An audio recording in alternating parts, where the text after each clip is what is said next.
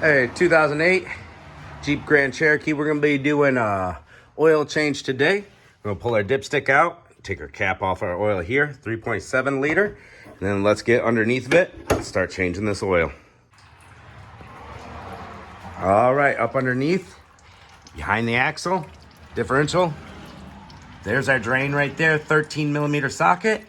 Make sure you got your oil pan ready to catch that oil. We come up over here, see this little spout? That's where oil rolls off of the oil filter for the oil change. There's the oil filter. If you're lucky, it'll come off by hand. This one, I don't think so. We got some oil filter grips here. We're gonna grip on, turn it counterclockwise till it comes off. Clean up your oil filter housing.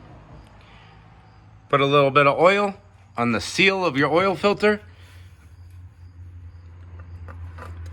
I know you can't see anything. It's hard to film with one hand and get this filter started with the other. It has to be at the right angle. There we go, we got her started, and it should just spin on real nice and easily like this. Do not cross thread it.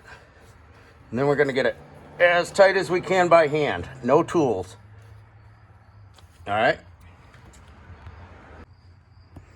5 quarts, 5 W20, down the fill neck. Oil life reset, 2008 Jeep Grand Cherokee. Turn your key to the on position. Oil change required will appear. Hit your accelerator 3 times. Oil change reset. Flip your key off. Start the vehicle. And now,